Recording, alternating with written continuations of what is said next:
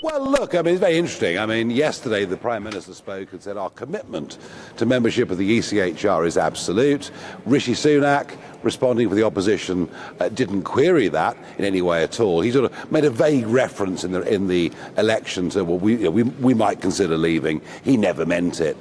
What I've been very struck by, Martin, is how similar the two parties are. There was a chap up earlier, Bob Blackman from Harrow East. I sort of thought, well, why is he on this side of the house? He'd be more comfortable on the other side of the house. So yeah, you know, I said, look, I don't believe that until you deport people, you will stop illegals crossing the English Channel. And how interesting that back in the days of David Blunkett, even up to the end of the last Labour government, we were deporting tens of thousands of people a year. So I suggested, for a bit of fun, wouldn't it be great to have a referendum on the ECHR? Because the country had voted to leave. This Parliament, I felt more outnumbered in the last week here than I ever did in Brussels. More Brexiteers in Brussels than there are in this Westminster Parliament. This is a Remainer Parliament, it's a rejoiner Parliament, it's a globalist Parliament, it's a Parliament totally unconcerned with massive population growth. So we may be, the five of us from the former UK, we may be very much in the minority with a few Conservatives having the guts to back us, but I think in the country we've got huge support. And Nigel, you were heaping praise on David Blunkett, the Home Secretary in the Blair years, for being tough on deportation, but you're quick to point out you had absolutely no faith in this Labour government to follow in his footsteps. Tell us more.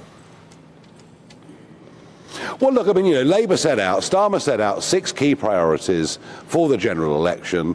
Immigration, either legal or illegal, wasn't even in those 6. And in the King's speech, immigration's mentioned twice, asylum's mentioned once. The idea that we're going to, you know, go after the gangs, I mean, what a load of baloney. We've been going after the drugs gangs for decades with almost no effect. And on legal immigration, they have nothing to say. Both main parties, in my opinion, are in hock to giant multinational businesses who want as much cheap labour as they can possibly get, and to hell with the social consequences. And the reality is there'll be very little difference on this and many other issues between a Labour government and the last one led for 14 years and headed up by the Conservatives. And Nigel, another big announcement today, the Bibi Stockholm, the first boat that Sir Keir Starmer has stopped. That's going to get the chop. RAF Scampton, RAF Wethersfield, looking like they're going to get the chop. And this can only mean one thing, Nigel. The hotels are also being closed down by the Labour Party. This can only mean one thing, the widespread dispersal of asylum seekers and illegal immigrants throughout the United Kingdom. Nigel, what do you think voters will make of that when, as Angela Rayner said, this is a responsibility for every constituency in Britain without them having a say? Yeah, I mean, look, you know, what's going to happen is those that are here illegally will all be just fast-tracked through the system and be allowed to stay. And what a contrast that is. Yvette Cooper will make illegals legal. The last Labour government, all those years ago, deported them in their tens of thousands every single year. And what can the Conservatives say? Well, actually, they were doing the same thing. 75% of those young men that crossed the Channel were being given asylum refugee status, albeit it took them a long time.